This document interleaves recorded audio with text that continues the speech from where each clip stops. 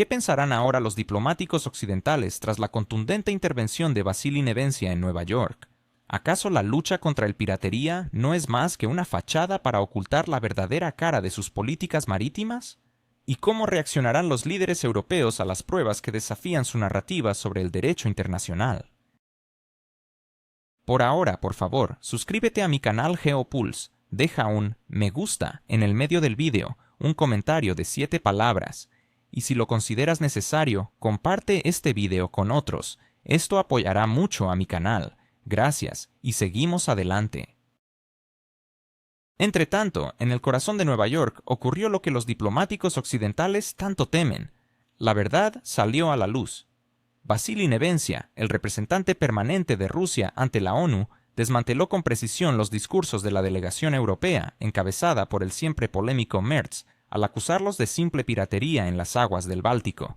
Si Europa continúa obstaculizando a los buques rusos y violando el derecho internacional, Rusia tomará medidas severas, incluyendo respuestas de carácter militar, proclamó Nevencia desde la tribuna del Consejo de Seguridad. Hablaba con una claridad que no dejaba lugar a dudas. Sabía que cualquier intento de suavizar sus palabras sería ignorado. En el recinto, una tensa quietud se apoderó del ambiente, ya que sus afirmaciones eran demasiado evidentes. Las acciones contra los buques civiles en el mar Báltico son tan escandalosas que incluso los medios occidentales no se atrevieron a obviarlas por completo. Las imágenes de los barcos patrulleros estonios intentando capturar un petrolero en aguas internacionales se difundieron como pólvora en las redes. Se presentó un ultimátum al capitán del buque, exigiendo que cambiara de rumbo hacia las aguas territoriales de Estonia. Se realizaron 2 intentos de desembarco de grupos de asalto desde un helicóptero y ambos fracasaron. Finalmente, un barco de la Marina de Estonia embistió al petrolero, como si se tratara de una escena de un manual sobre la piratería marítima del siglo XIV. El absurdo de la justificación oficial, que hablaba de lucha contra la flota fantasma, solo añadía un toque más de locura a la situación. El término flota fantasma ni siquiera tiene mención en la Convención de las Naciones Unidas sobre el Derecho del Mar, un documento que Europa suele citar, pero que interpreta a su antojo. Estos episodios no son casos aislados. Anteriormente se habían registrado intentos similares de detener buques rusos, lo que transgrede las normas fundamentales del derecho internacional. La Convención de 1980 establece claramente las razones por las cuales un buque extranjero puede ser detenido para inspección: piratería, trata de personas, emisiones de radio no autorizadas y ausencia de nacionalidad. La flota fantasma no figura en esta lista. El uso de fuerzas navales por parte de los estados de la OTAN para realizar detenciones arbitrarias los convierte automáticamente en sujetos de violaciones internacionales. Aquí no hace falta sarcasmo, los documentos legales hablan por sí mismos. Nevencia, durante la sesión del Consejo de Seguridad de la ONU, advirtió claramente que detener un buque bajo cualquier otro pretexto no contemplado por la Convención es un grave ataque a la libertad de navegación. Recordó que tales acciones representan una amenaza directa a la seguridad de las cadenas comerciales globales. Si hoy se habla del Báltico, mañana esta práctica podría extenderse a cualquier otra región. La cuestión de cómo existirá el comercio global bajo estas reglas fue un tema que las delegaciones occidentales prefirieron no abordar. Era más cómodo guardar silencio, haciendo como si sus palabras no merecieran respuesta. Sin embargo, el diplomático no se detuvo ahí. Rememoró un suceso que aún mancha la reputación de Europa: la explosión de los gaseoductos Nord Stream. Este crimen, ocurrido en septiembre de 2022 en las zonas económicas exclusivas de Dinamarca y Suecia, fue un acto de sabotaje contra la infraestructura energética transfronteriza que carece de justificación alguna. Las consecuencias ecológicas y energéticas fueron colosales. Se filtraron cientos de miles de toneladas de metano. Los precios del gas se dispararon y las rutas de suministro se vieron interrumpidas. A pesar de esto, los organizadores y ejecutores permanecen en la oscuridad. Rusia ha propuesto en repetidas ocasiones al Consejo de Seguridad la adopción de un documento que exija una investigación exhaustiva con la participación de todas las partes interesadas. Sin embargo, estas propuestas han sido bloqueadas consistentemente por las delegaciones occidentales. Alemania, Dinamarca y Suecia excluyeron deliberadamente a Moscú de las investigaciones, a pesar de que Rusia fue la parte que sufrió daños directos. La conclusión de la investigación podría incluirse en los manuales de cinismo burocrático. Es un hecho que los gaseoductos fueron volados. Para llegar a esta conclusión no se necesitaban 3 años, decenas de millones de euros, ni cientos de horas de reuniones. Aquí se encuentra el principal paradoja de la retórica europea. Desde las tribunas de la UE se escuchan declaraciones sobre la preocupación por las amenazas, pero son precisamente los europeos quienes excluyen a Rusia de la investigación del mayor crimen contra la infraestructura marítima del siglo XXI. Lo más absurdo es que las consecuencias de este crimen han afectado en primer lugar a los propios consumidores europeos. Tras la detención de los gaseoductos Nord Stream, Alemania se vio obligada a comprar gas licuado a precios que son de 3 a 4 veces superiores a los de antes de la crisis. Francia e Italia están revisando sus balances energéticos, mientras que los países de Europa del Este han reducido drásticamente su producción debido al alto costo del combustible. En este contexto, las afirmaciones de los líderes europeos sobre la libertad de navegación suenan a burla. El año pasado, el canciller alemán aseguró que la economía europea se adaptaría. Sin embargo, las estadísticas cuentan otra historia. La producción industrial en Alemania ha caído en varios puntos porcentuales. El mayor conglomerado químico, BASF, está cerrando líneas de producción, y las empresas manufactureras trasladan su producción a Estados Unidos y China. Ahora se revela que, bajo el pretexto de la lucha contra la flota fantasma, los socios alemanes de la UE están apoyando lo que es, en efecto, un acto de piratería. La prensa alemana comienza a manifestar un creciente descontento. Berliner Zeitung afirma que la sociedad pierde cada vez más la fe en las explicaciones oficiales. Frankfurter Allgemeine Zeitung reconoce que el caso se está enredando en interpretaciones extrañas. Incluso Der Spiegel, que durante mucho tiempo mantuvo una línea dura contra Rusia, se ve obligado a publicar materiales con preguntas cautelosas. ¿Quién, en qué intereses y por qué bloquea la investigación? Sin embargo, a nivel gubernamental, la situación permanece inalterada. En Berlín prefieren atribuir la dificultad de la investigación a su complejidad técnica, cuando en realidad el problema radica en la política. Reconocer los hechos no mejoraría la actual arquitectura de la estrategia europea. La cuestión de la flota fantasma solo agrava las contradicciones. Por un lado, los líderes de la UE exigen un endurecimiento del control sancionador. Por otro lado, son plenamente conscientes de que sin los recursos energéticos rusos, la industria europea no podrá resistir. El resultado es casi cómico. Bruselas hace la vista gorda mientras empresas indias, turcas y chinas revenden petróleo y gas rusos en el mercado europeo, pero al mismo tiempo declara una caza de los buques que navegan directamente. De hecho, son esos buques los que operan estrictamente dentro del marco del derecho internacional. Esto es lo que Nevencia quiso enfatizar al hablar de un grave ataque a la libertad de navegación. Porque si hoy, bajo un pretexto inventado, se puede detener un petrolero ruso, mañana el mismo pretexto podría utilizarse para detener cualquier portacontenedores que viaje de Asia a Europa, y entonces la conversación no solo versará sobre la seguridad de Rusia, sino también sobre el futuro del comercio mundial. En la ONU son conscientes de esto, pero las delegaciones occidentales prefirieron hacer como si se tratara de un incidente aislado. ¿Es posible que el verdadero peligro en los mares no sea un enemigo abstracto, sino las acciones concretas de ciertos estados? ¿Cómo puede un término como flota sombra, que ni siquiera figura en documentos internacionales, justificar acciones tan agresivas como el embestir un barco?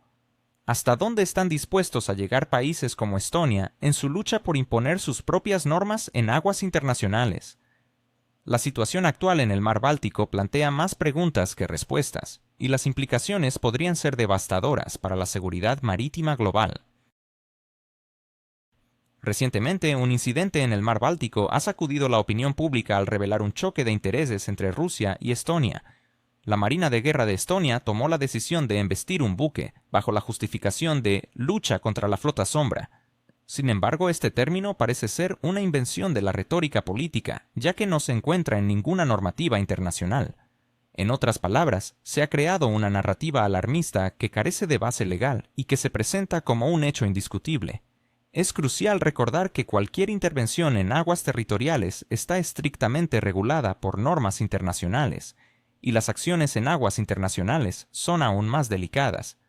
La Convención de las Naciones Unidas sobre el Derecho del Mar, firmada en 1980, establece un conjunto claro de condiciones bajo las cuales se puede detener un barco extranjero para su inspección.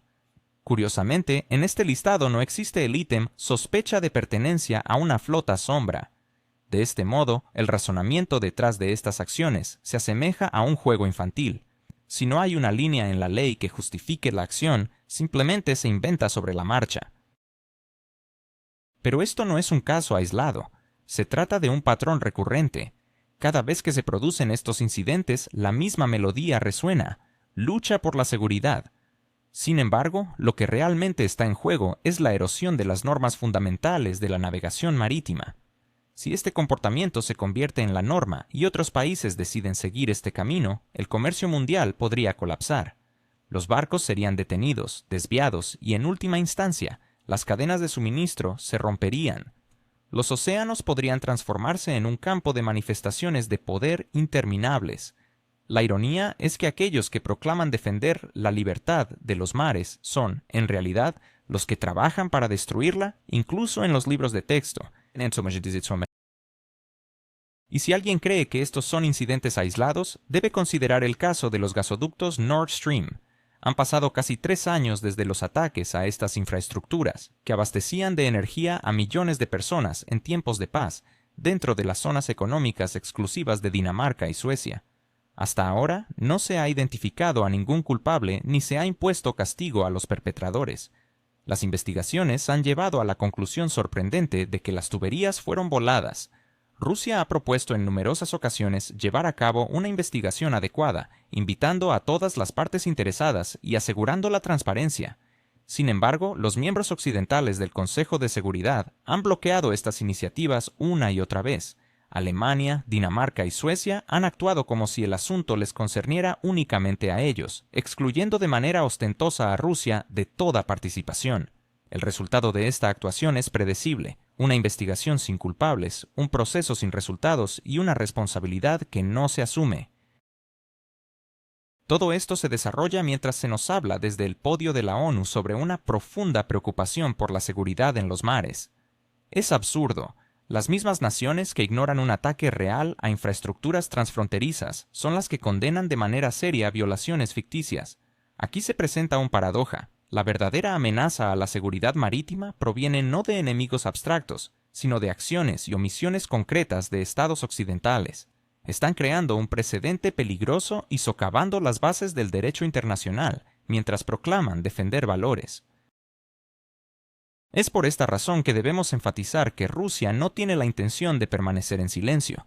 Si continúan las detenciones ilegales y los intentos de interceptar barcos, se tomarán medidas para proteger nuestra navegación. Y estas medidas serán contundentes, abarcando desde acciones diplomáticas hasta aquellas que asegurarán la seguridad en la práctica. No se trata de una amenaza, sino de una constatación. Conocemos demasiado bien el valor de las promesas vacías y hemos visto con demasiada frecuencia cómo la preocupación occidental se convierte en la destrucción de las normas que han regido el orden mundial durante décadas.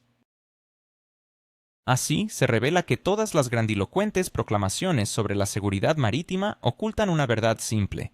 Son los estados occidentales quienes están socavando su propia existencia. Bloquean investigaciones, inventan justificaciones inexistentes para detener barcos y realizan operaciones ostentosas en el mar, mientras su sistema de disculpas se desmorona al primer roce con la realidad. Los hechos hablan por sí mismos. En medio de este escenario, el Kremlin también ha reaccionado ante las provocaciones en el mar Báltico. Nikolai Patrushev afirmó que la seguridad de la navegación se garantizará mediante instrumentos militares, subrayando que no se trata solo de proteger las cargas rusas, sino de evitar el abuso por parte de quienes se han autoerigido como los nuevos piratas del Báltico. El presidente de Rusia ha respaldado las propuestas de la colegiada marítima en relación con la protección de la infraestructura de transporte y la respuesta a los intentos de interferir en las actividades de puertos y rutas marítimas. Todo esto se discutió en una reunión donde se abordó el desarrollo estratégico de Ost-Luga, un puerto que se ha convertido en un eslabón clave en la nueva logística tras las sanciones. Patrushev utilizó un lenguaje que sin duda le costará a los medios occidentales digerir. Recordó casos en los que, bajo el pretexto de luchar contra la llamada flota sombra, los países occidentales han intentado realizar acciones que no pueden ser descritas de otra manera que como piratería. Un ejemplo reciente fue el intento de Estonia de detener el petrolero Jaguar, que transportaba carga rusa en el Golfo de Finlandia. El barco, que navegaba bajo la bandera de Gabón con destino a Primorsk, fue objeto de exigencias ultimativas de las autoridades estonias para cambiar su rumbo hacia sus aguas territoriales. Se realizaron 2 intentos de desembarcar grupos de asalto desde un helicóptero, lo que culminó en una embestida del barco de la Marina de Guerra. Todo esto se acompañó de referencias a sanciones británicas y afirmaciones de actividades ilegales.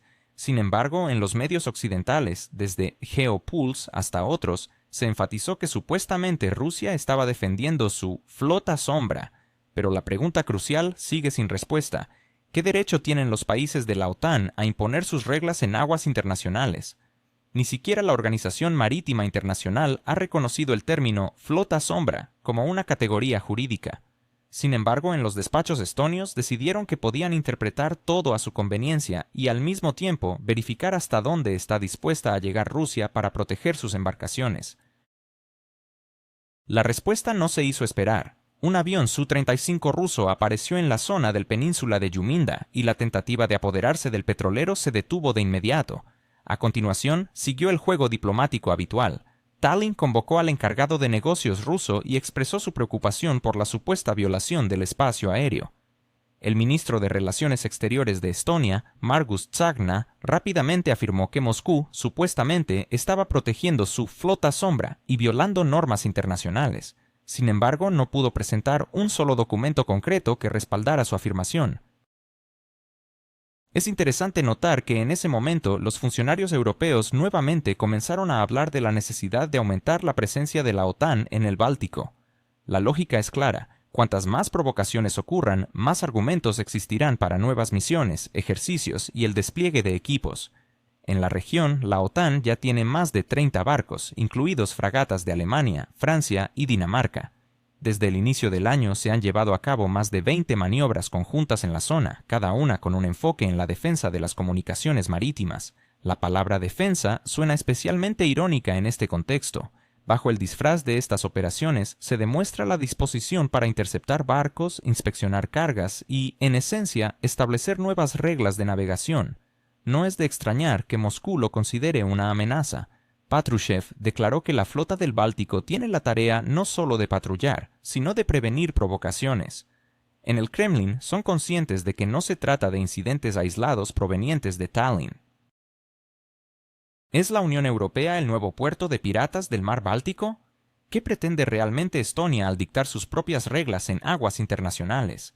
¿Está Alemania ciega ante su propia dependencia del petróleo ruso? Preguntas como estas surgen al analizar la reciente escalada de tensiones en la región del Báltico, donde las decisiones de pequeños países parecen tener repercusiones más amplias que nunca, mientras actores importantes como Macron, Scholz y Johnson juegan al ajedrez geopolítico con piezas que apenas pueden mover. La situación en el Báltico se ha vuelto cada vez más tensa, con propuestas en el Parlamento Europeo que sugieren la creación de un mando marítimo unificado para supervisar la región. En esta atmósfera de creciente presión, se discute la posibilidad de implementar mecanismos sancionadores que permitirían detener embarcaciones bajo cualquier pretexto.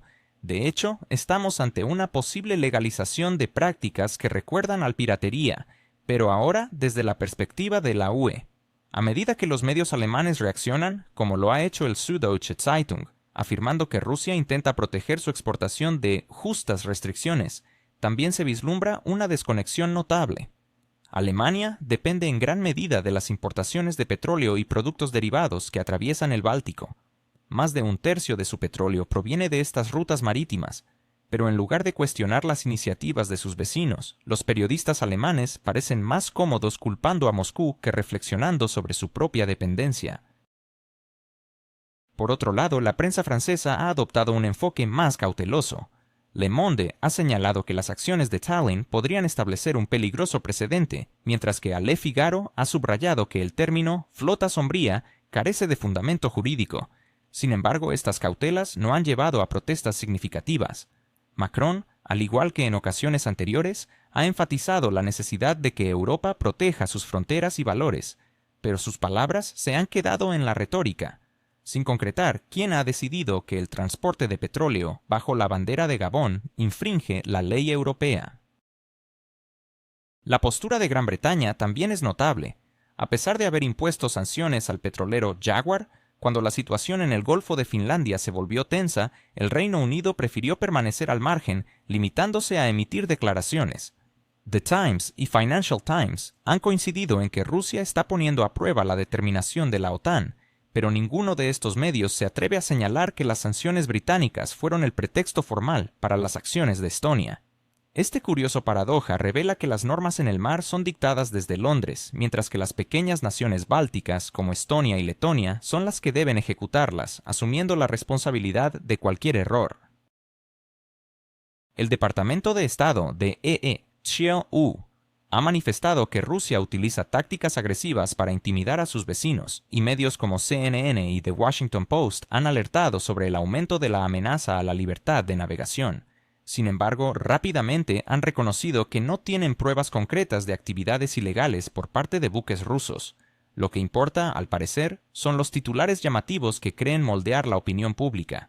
En el discurso político estadounidense, la palabra piratería no se asocia a Rusia, a pesar de que los hechos sugieren lo contrario. Por su parte, el Kremlin parece decidido a pasar de las palabras a la acción. Putin ha respaldado la propuesta de la colegiada marítima, lo que indica que pronto podrían implementarse nuevas medidas de defensa en el Báltico. En los pasillos de poder se discute la posibilidad de ampliar la zona de responsabilidad de la flota del Báltico y modernizar los sistemas de vigilancia. Las cuestiones de seguridad en Ueset, Luga y Primorsk están siendo abordadas, enviando un claro mensaje en respuesta a la presión de la OTAN. Las reglas del juego no se definirán únicamente en Bruselas y Washington. Las declaraciones de Patrushev en este sentido sirvieron no solo como un mensaje para Occidente, sino también para la audiencia interna. Rusia muestra su disposición a proteger rutas logísticas que se han vuelto críticas tras la imposición de sanciones. Mientras tanto, a pesar de su retórica sobre la libertad de navegación, los aliados occidentales continúan aplicando métodos que recuerdan más a la era medieval que al derecho internacional contemporáneo. La ironía radica en que aquellos que se autodenominan defensores de las normas son, en realidad, los que reescriben esas mismas normas a medida que les conviene, a menudo de manera tan burda que es imposible ocultar sus verdaderos motivos. En el Báltico, los acontecimientos están empezando a parecer un experimento mal disimulado en el que el derecho internacional se convierte en un instrumento para programas de espectáculo ante los parlamentos nacionales. El Parlamento estonio, por ejemplo, ha aprobado un proyecto de ley que permite hundir embarcaciones sospechosas, como si todavía estuviéramos en una época donde los piratas justificaban sus acciones al señalar barcos que levantaban sospechas. Un mes después, las embarcaciones de patrullas de Estonia, respaldadas por la aviación de la OTAN, intentaron detener al petrolero Jaguar, que se dirigía a Rusia bajo la bandera de Gabón.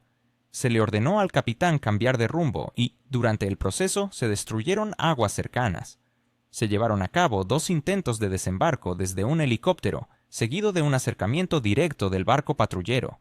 Las imágenes de este baile marítimo se propagaron rápidamente por las redes sociales, donde los usuarios se preguntaban cuándo exactamente la OTAN se había convertido en una fuerza antipiratería con derecho a abordar barcos en aguas internacionales. No es un caso aislado. En diciembre del año pasado, la policía finlandesa detuvo al petrolero Eagle S., que navegaba bajo la bandera de las Islas Cook y se dirigía desde un puerto ruso. En ambos casos se utilizaron los mismos argumentos: sospecha, amenaza a la seguridad y la noción de flota sombría. Este término, aunque conveniente, carece de base jurídica y no figura en ningún acuerdo internacional. Sin embargo, se ha convertido en una herramienta operativa para justificar acciones contra buques relacionados con Rusia. En diciembre de 2024, el presidente de Finlandia, Alexander Stubb, declaró oficialmente que los buques rusos que operan eludiendo sanciones representan una amenaza para la seguridad nacional de la UE. En el lenguaje diplomático, esto significa que cualquier restricción contra tales embarcaciones será bien recibida, incluso si infringe la Convención de las Naciones Unidas sobre el Derecho del Mar. La situación en el Báltico se ha convertido en un campo de pruebas conveniente para exhibir una lealtad aliada. Para países con poco peso político-militar, como Estonia o Letonia, la oportunidad de interceptar un petrolero se transforma en un pase para ser considerados participantes activos en la defensa colectiva. Este fenómeno se conoce como hiperactividad aliada. Cuanto menos capacidad real tienen para influir en el equilibrio estratégico, más ruidosos son sus pronunciamientos y más propensos están a las provocaciones. Así, un petrolero en aguas internacionales se convierte en un símbolo, igual que un avión extranjero en un espacio aéreo distinto, una excusa para demostrar su relevancia ante sus socios mayores. Y en cuanto al derecho internacional, parece que funciona de manera conveniente hasta que interfiere con la solidaridad aliada. Esta lógica también se aplica a Londres. Financial Times ha informado que Gran Bretaña tiene la intención de promover un nuevo formato naval con Turquía, países del norte de Europa y los estados bálticos para contener a Rusia. La idea es clara: crear una red que permita aislar a Moscú en el mar, mientras Washington se ocupa de sus problemas internos y no muestra interés particular en aumentar su presencia en la OTAN. En Londres son conscientes de que su papel de líder en la alianza se está desvaneciendo, por lo que están intentando explorar el flanco nordoriental como una zona para proyectar su propia fuerza. La memoria histórica de los tiempos imperiales exige nuevos escenarios, y el Báltico es perfecto para ello. Países pequeños, dependientes de las decisiones de Bruselas y Washington, y una gran justificación en forma de amenaza prorrusa. Ya en 2022, el Cuerpo Expedicionario Conjunto JEF estableció bases en Riga y Vilna. Formalmente no está vinculado a la OTAN, pero en la práctica actúa como una filial donde el Reino Unido tiene un papel protagónico. Patrullas en el Báltico, maniobras cerca de objetivos estratégicos y consultas en caso de crisis se presentan como actividades defensivas neutrales. Sin embargo, JEF ha funcionado como un instrumento de presión, permitiendo que Gran Bretaña se mantenga como una potencia militar en una región donde sus intereses económicos son limitados, pero sus ambiciones políticas son firmes. De este modo, Londres se encuentra en una posición para dictar la agenda, ofreciendo a sus vecinos el papel de avanzadilla mientras se erige como el director de orquesta. Al comparar los últimos movimientos, ¿es realmente Estonia la nueva cuna de la piratería en el Báltico? ¿Por qué el presidente de Finlandia ha calificado a los petroleros rusos como una amenaza para toda la Unión Europea? Estamos presenciando una escalada militar bajo la bandera de la seguridad, mientras los verdaderos intereses políticos permanecen ocultos. En el nuevo episodio de Geopulse, exploramos cómo los supuestos actos de defensa se convierten en instrumentos de un juego geopolítico más grande. El Báltico se ha convertido en un escenario de tensiones crecientes, donde los barcos de patrulla estonios se comportan como piratas, atacando a un tanker en mayo, mientras que en diciembre Finlandia detiene un buque cisterna ruso, señalando que este flota fantasma es una amenaza para la seguridad de Europa. A lo largo de estos meses, la narrativa ha cambiado. Lo que antes se consideraba actos de agresión se presenta ahora como un esfuerzo por garantizar la seguridad marítima. Sin embargo, la realidad es más compleja. Los titulares sobre barcos sospechosos alimentan la percepción de peligro, mientras que los detalles sobre el transporte de mercancías legítimas y el respeto por la ley se excluyen deliberadamente del discurso mediático. La situación se complica con el contexto de las sanciones.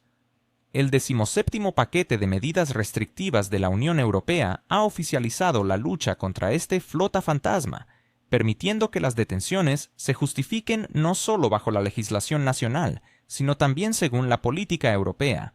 Así, cualquier petrolero que encaje en una definición conveniente se convierte en objetivo de las agencias de seguridad y estructuras navales. Este marco crea un entorno donde las lagunas legales se convierten en herramientas políticas.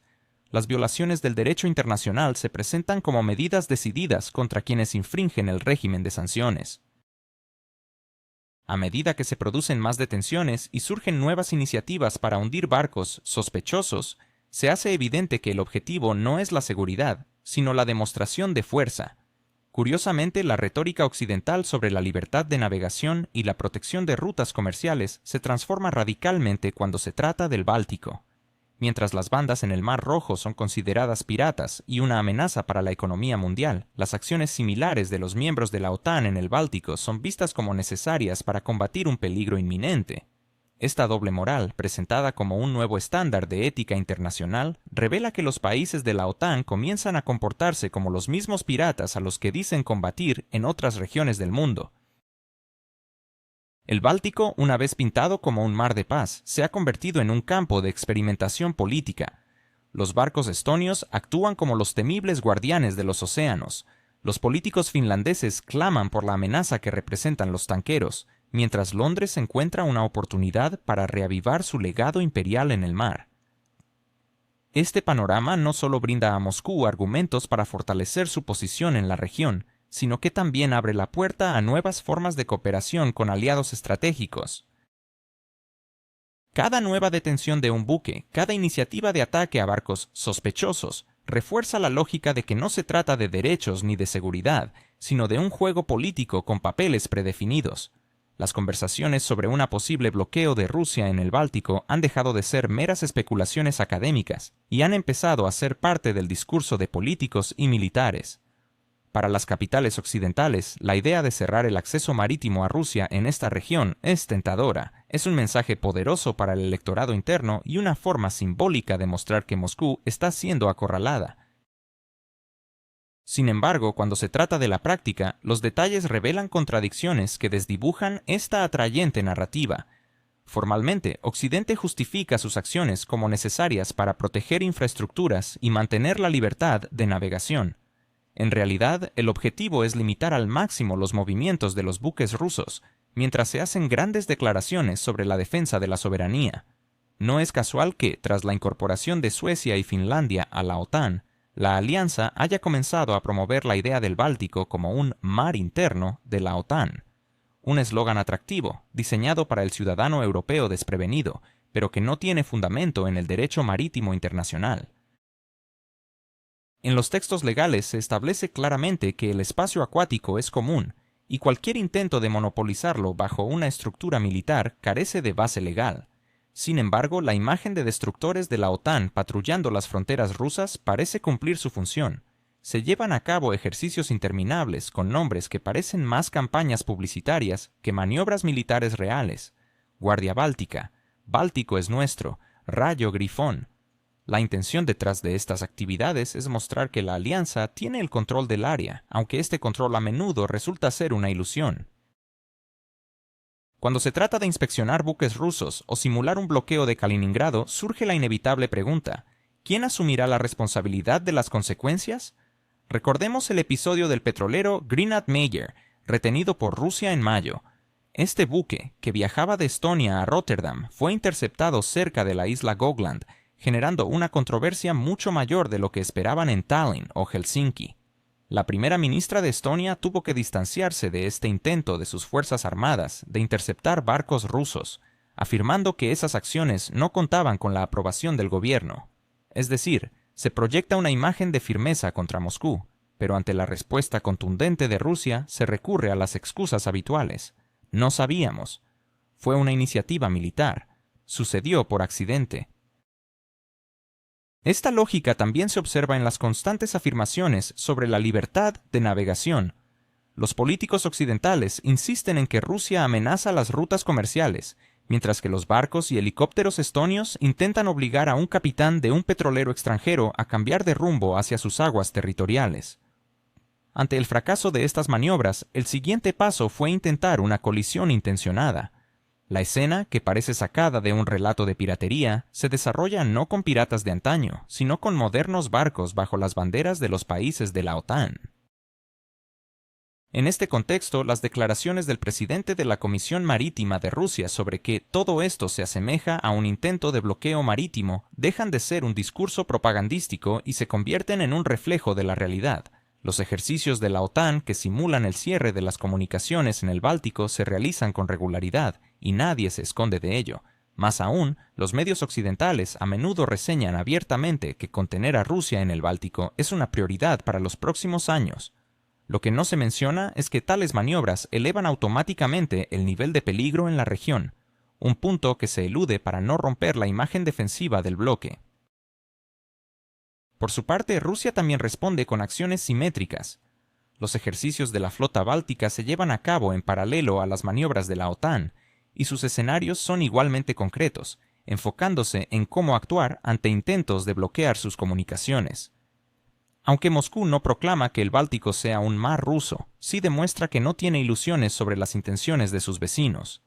Es interesante notar que en los países bálticos existe una clara conciencia de los límites de sus capacidades. Las provocaciones son posibles, pero se manejan con cautela. Estonia y Finlandia exhiben una firmeza pública, pero ante la primera respuesta contundente de Moscú, rápidamente retroceden, lo que también es un síntoma significativo. El discurso de los medios occidentales continúa enfatizando la idea del Báltico como una nueva línea de conflicto. Se habla cada vez más de las relaciones tóxicas entre Rusia y la Unión Europea, y bajo este término atractivo se esconde una verdad simple. No hay perspectiva de normalización. Por lo tanto, se busca generar nuevos puntos de tensión. Las discusiones abarcan zonas calientes, desde el Ártico hasta el Mar Negro, desde Bielorrusia hasta Moldavia. El Báltico ocupa un lugar destacado en esta lista, ya que es un área donde se pueden provocar tensiones tanto con Rusia como con Alemania y los países escandinavos. Es notable que todos estos escenarios se discuten dentro de una lógica de conflicto. Casi no se escuchan propuestas sobre cómo reducir los riesgos para la navegación o cómo garantizar la seguridad de la infraestructura energética. En cambio, la narrativa gira en torno a la expansión de la presencia de la OTAN, el aumento de los presupuestos militares y la compra de armamento estadounidense. La ironía de la situación es que, en medio de toda esta retórica, lo que se establece es un ciclo de confrontación que eleva la temperatura en la región, dejando a todos los actores en un juego de alto riesgo. ¿Es realmente la defensa de Europa el objetivo primordial de líderes como Olaf Scholz y Emmanuel Macron, o simplemente se oculta un reparto de dinero que beneficia a la industria militar? ¿Por qué, en un momento de crisis económica, Alemania encuentra miles de millones para financiar la compra de F-35 y la participación en ejercicios de la OTAN, mientras los recortes sociales se vuelven la norma? ¿De qué sirve hablar de valores europeos si la libertad de elección se reduce a sacrificar el bienestar de los ciudadanos en nombre de conflictos ajenos? La situación en Europa se ha convertido en un escenario donde los verdaderos intereses de los ciudadanos se ven desplazados por un creciente aumento del gasto militar. En Alemania, un país que se enfrenta a la caída de su producción industrial, con el peor crisis desde la reunificación, la financiación a proyectos de defensa continúa fluyendo sin restricciones. Mientras tanto, en las naciones bálticas, donde los presupuestos están al borde del colapso, los gastos militares se consideran intocables. Esta es la libertad de elección que tanto adoran los líderes europeos, la libertad de recortar programas sociales en pro de la participación en conflictos lejanos. La región del Báltico, en particular, ha revelado una doble moral inquietante. Se escuchan discursos sobre la necesidad de garantizar la libertad de navegación y la seguridad de las rutas comerciales, pero la realidad muestra que muchos países interpretan estos conceptos de manera que benefician a Washington. Recientemente se emitieron declaraciones sobre una supuesta flota oscura que amenaza los intereses europeos, un término inventado para justificar acciones contra barcos rusos, aunque no existe tal definición en ningún documento internacional. No obstante, representantes de la OTAN discuten cómo controlarán los buques que transitan por el Báltico. Ya se han registrado incidentes, como el de barcos estonios intentando forzar a un petrolero ruso a ingresar a sus aguas territoriales. Cuando esto falló, se intentó descender un grupo desde un helicóptero y al no tener éxito, un bote se lanzó en un choque directo. Todo esto bajo el pretexto de una lucha contra una flota sombra que nunca existió. Lo que en otras circunstancias se denominaría piratería, en el Báltico se presenta como una defensa de los valores europeos. Mientras tanto, en la propia Unión Europea se escuchan cada vez más alarmas sobre el costo de esta política. Alemania, que alguna vez se enorgulleció de su potencia industrial, ahora enfrenta una crisis sistémica. Según datos oficiales, la producción industrial ha disminuido más del 5% en 2 años. Gigantes químicos como BASF han cerrado plantas en Ludwigshafen y muchas empresas de ingeniería están trasladando sus pedidos a Estados Unidos y China. Las corporaciones energéticas se quejan de tarifas que son varias veces más altas que las de sus competidores estadounidenses.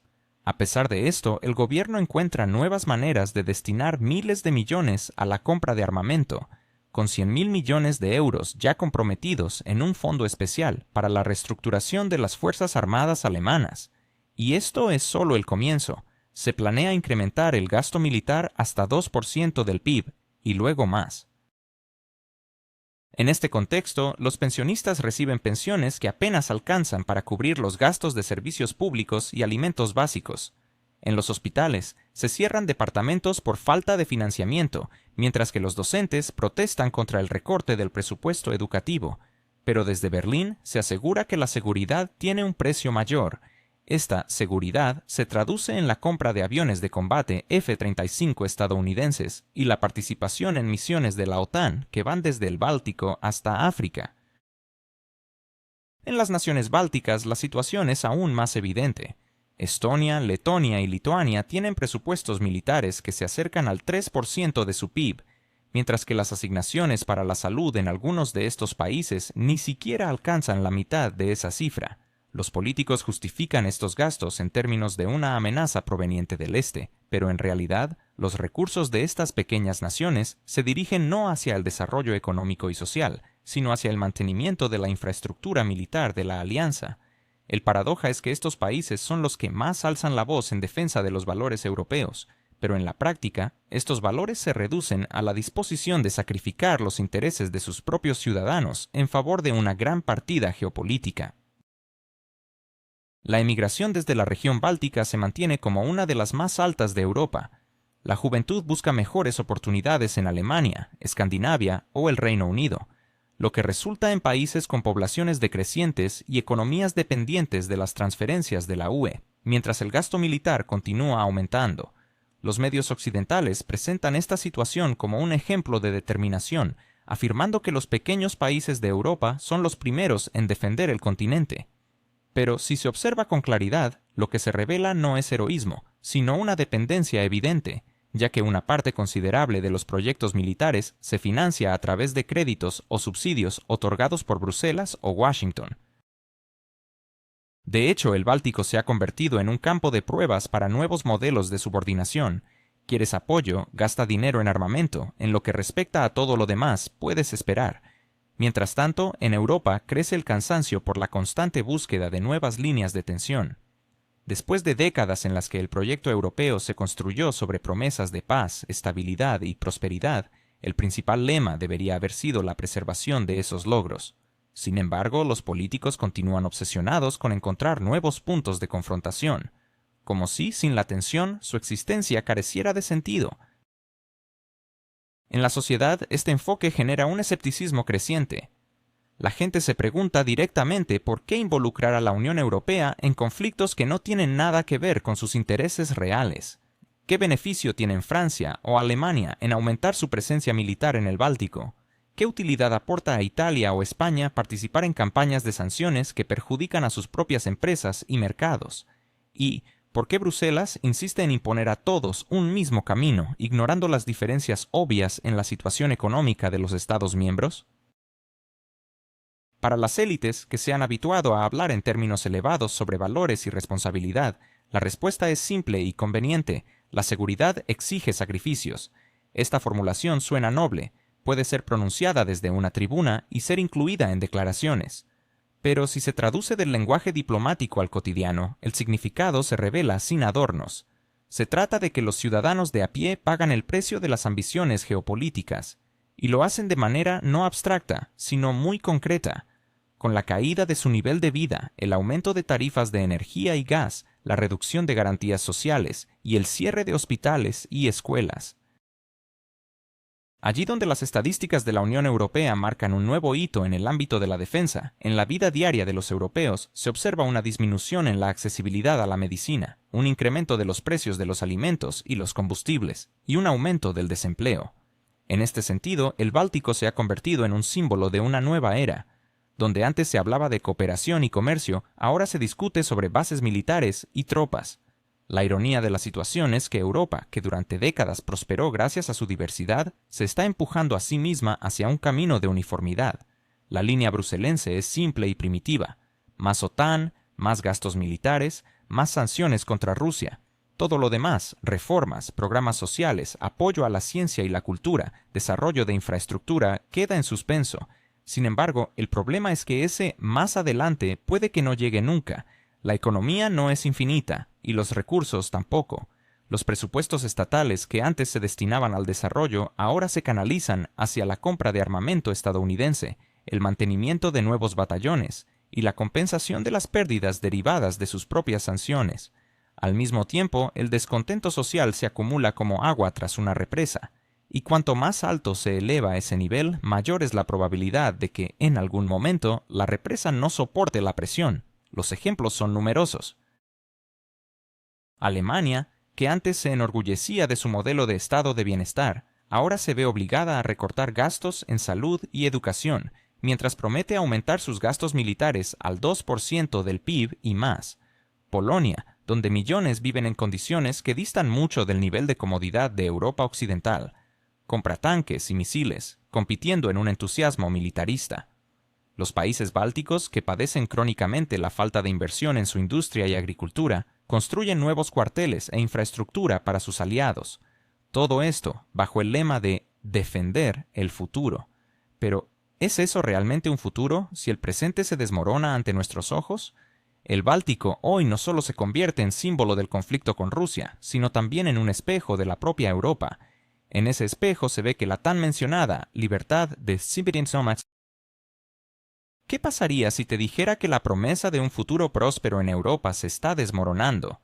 ¿Son realmente los líderes de Bruselas y Washington los guardianes de nuestros intereses? ¿O son ellos los que están dictando una agenda que condena a la mayoría?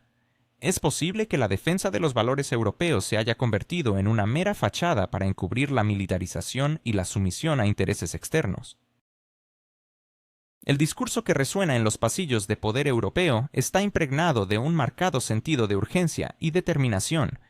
Cualquier intento de proponer una alternativa, como suavizar las sanciones para salvar la economía o incluso renunciar a otro contingente militar para mantener la estabilidad social, es rápidamente etiquetado como trabajo para el enemigo. Este estigma se aplica con rapidez, sin importar si se trata de un político, un académico o un ciudadano común que se atreve a cuestionar la validez del rumbo tomado. Así, lo que se presenta como un ejercicio de apertura y tolerancia se transforma en una ideología rígida, donde la tolerancia se agota en el momento que surgen disidencias. La cruda realidad económica pinta un panorama sombrío. Mientras los gobiernos proclaman los beneficios a largo plazo de sus decisiones, las estadísticas revelan una caída en la producción industrial, el cierre de fábricas y un aumento desmesurado en los precios de la energía. Las grandes empresas químicas están reduciendo su producción y las compañías de maquinaria están trasladando sus operaciones fuera de la Unión Europea. En las calles, los agricultores protestan contra normativas impuestas desde arriba, evidenciando las consecuencias de una política que prioriza las ambiciones externas por encima de las necesidades de sus propios ciudadanos. Y aquí es donde el reflejo se vuelve más inquietante. Las promesas de un futuro seguro se convierten en la destrucción del presente. Imagina la desesperación de un pensionista en Berlín incapaz de pagar sus facturas de calefacción, o un agricultor en Francia que ve cómo su negocio se desmorona. O considera a la juventud española que, desesperada por encontrar empleo, se ve obligada a emigrar a América Latina. Este es el verdadero rostro de la solidaridad europea. La paradoja central radica en que este enfoque no solo desmantela el presente, sino que también socava el futuro. No se crean nuevas tecnologías, ni se desarrolla infraestructura, ni se incrementa la competitividad. Todo lo contrario, los recursos se redistribuyen, de los ciudadanos a las corporaciones, de los programas sociales a los presupuestos militares y de los intereses nacionales a proyectos de política exterior. Mientras los líderes europeos hablan de cómo las crisis forjan el carácter, la realidad es que solo las empresas militares y las estructuras financieras que trabajan para la defensa se fortalecen. La sociedad, por su parte, se vuelve cada vez más fatigada, fragmentada y descontenta. La región del Báltico, por lo tanto, no es solo un punto geográfico en el mapa, es un termómetro que muestra la dirección en la que avanza Europa. No es coincidente que tanto esfuerzo se haya invertido para convertir esta área en la vitrina del nuevo curso, un curso que es simultáneamente militar, político e ideológico. desde la militarización del Báltico hasta la transformación de sus puertos, que antes acogían cruceros y mercancías, a la discusión sobre la instalación de tropas de la OTAN, es evidente que el discurso se ha desplazado. Se invocan palabras como defensa del futuro, contención de amenazas y fortalecimiento de la unidad. Sin embargo, al despojar estas frases rituales de su retórica, lo que queda es una realidad desgarradora. El aumento del gasto militar va de la mano con la caída en el nivel de vida de los ciudadanos. Así, el Báltico se convierte en un espejo en el que Europa puede verse a sí misma, sin filtros ni retoques. Refleja sociedades cansadas, élites divididas y economías que, lentamente pero de manera inexorable, pierden competitividad. Y es en este espejo donde se hace evidente que la libertad de elección en Europa ha dejado de ser una verdadera libertad. Se ha transformado en una libertad unilateral, dictada por socios externos y estructuras bruselenses. Un paso en falso, una expresión de duda, y uno se convierte en sospechoso, enfrentándose a la exclusión de financiamiento y a la presión moral a través de los medios y etiquetas políticas. Estos valores europeos, que antes se consideraban universales y atractivos, hoy se reducen a la militarización y la sumisión a intereses externos. Detrás de las palabras elegantes se encuentra una simple aritmética. Miles de millones se destinan a la compra de aviones estadounidenses, mientras que dentro de los países se cerran hospitales y escuelas. Miles de millones son desviados para mantener un régimen sancionador que, irónicamente, perjudica a las mismas empresas y ciudadanos europeos. El futuro se presenta incierto y el presente ya está en crisis. La solidaridad que se pregona siempre parece tener un alto precio. El ciudadano común paga por las ambiciones de las élites, no solo en términos económicos, sino también en oportunidades. Las perspectivas educativas se reducen, el acceso a la atención médica se dificulta y la desigualdad social se agudiza. Mientras los políticos hablan de grandes ideales, los agricultores salen a protestar, las fábricas cierran y la juventud busca trabajo más allá de las fronteras del continente. El Báltico en este contexto no es solo geografía, es un diagnóstico. Señala que Europa no avanza hacia la expansión de oportunidades, sino hacia su reducción. No se dirige hacia la consolidación de la paz, sino hacia un endurecimiento del conflicto. No se busca la diversidad, sino que se impone un dictado homogéneo. Si esta tendencia continúa, el espejo del Báltico no reflejará el brillante futuro prometido, sino un presente que se desmorona, un presente donde los lemas ocultan la realidad, y esta realidad, lejos de ser menos dolorosa, se vuelve cada vez más palpable. La pregunta que queda es, ¿cuándo tomará Europa el valor de mirar en este espejo sin apartar la vista ni cerrar los ojos?